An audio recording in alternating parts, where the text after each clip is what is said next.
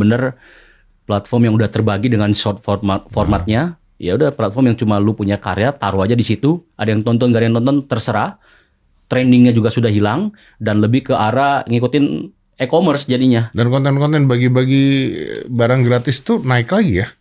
Oh iya, lebih cepat, lebih gampang. Ya enak kalau jadi konten kreator seperti itu. Satu video modal mungkin 1.200.000. Kita ingat zaman dulu kan Atta, Baim Wong, konten bagi-bagi ya? Ya. Tapi itu aja effort ya bikinnya ya? Iya, effort, Effort benar. kan? Effort. Ingat nih pura-pura jadi orang gila Ya, lah, itu effort. inilah ngeprank dari mana ke mana Ya. gitu kan? Itu kan bikin effort ya? Benar. Kalau sekarang tinggal ketemu di mall ngasih mic gitu ya? Udah nggak sehat sekarang. Udah nggak sehat. Tinggal ngasih mic, ya udah di briefing sedikit. Udah lu dapat segini aja boleh nggak ya? Dan kita dulu pernah ngelakuin kayak gitu juga Om Ded. 1 kali 2 kali karena ngikutin tren ya. Waktu itu kan rame, kok cepet banget, kita kan juga cemburu sedikit lah. Iya. Pastinya sebagai konten kreator, YouTuber, kok tiba-tiba ada yang cepet dengan cara ini. Ya nggak ada salahnya. Iya. Waktu Om Ded mungkin podcast, banyak yang ngeliat podcast berkembang, semua pada Semuanya ikutan. pada ikutan podcast, Gue ya. masak-masak juga pada yang ikut-ikutan. Iya. Ternyata pas kita ngeliat, oh ini bukan cara kita, ini bukan Nggak masuk langsung nggak masuk, ya. bukan jati diri kita. Makanya sempat 1-2 kali, wah ini gila sih kalau gue terusin kayak gini.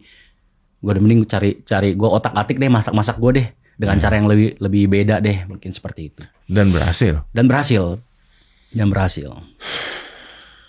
Bukan gue nggak mau masak lagi, bukan gue nggak mau melayani masyarakat lagi. Gue coba hadir, tapi alangkah lebih baik kalau misalnya gue datang ke sana, gue bener-bener bisa lebih 100%. Gue nggak terbebani dengan namanya kita bikin ini kan Kuali Merah Putih, gue kan kayak semi dokumenter. Habis ini kita ngapain? Syuting subuh, ngambil sunrise, sunset, terus juga mungkin apa yang menjadi transisi masyarakat gimana kita briefing, terus kita harus pengambilan drone seperti apa, itu capeknya minta ampun. Itu prosesnya panjang. Iya, lagi pakai drone pula, ya ampun. Nah makanya gue pengennya datang ke sana, ya mungkin gue tetap bisa lebih maksimal tanpa mesti gue harus mikir, wah gimana cara bikin konten dokumenter yang maksudnya prefernya lebih bagus gitu kan. Mungkin sekalian buat Netflix gitu kalau mau juga. Harusnya. Iya dong. Iya. Effortnya juga kayaknya hampir-hampir sama Iya, juga sekalian tuh. Netflix. Dokumenter kan ya effortnya juga begitu. Benar. Iya, kalau kita mau bicaranya secara value dan sebagainya, bikin buat Netflix aja lah. Dan tuntutan penonton sendiri ke gue udah semakin tinggi juga. Sekarang kalau gue misalnya bikin program masak-masak seperti biasa, ya orang mungkin nontonnya biasa aja. Tapi tuntutannya udah makin tinggi sekali. Gue mau ngasih lihat lu sesuatu sih. Apa ini? Ini kabar baik, kabar buruk nih. Langsung. Kabar. Ini langsung ditawar sama Om Ded ini guys. Enggak. Orang di awalnya udah bilang nggak worth it gitu. Gak worth it dia.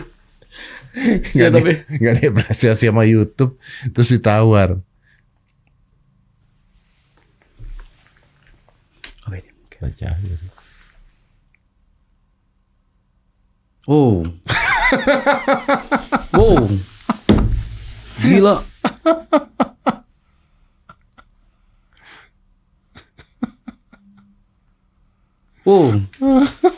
Mampus dah. Mampus kan? Mampus. Udah lah biarin deh, nggak usah ada yang tahu.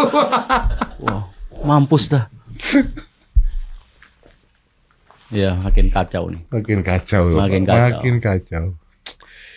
Ricky gimana Ricky?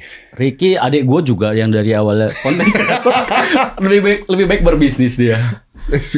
Bukannya dia traveling, bikin konten-konten traveling gitu? Itu udah nggak jadi objek pertama dia ya. Tapi masih ya kan? Masih. Udah nggak jadi yang kalau dulu kan bener-bener full time kan.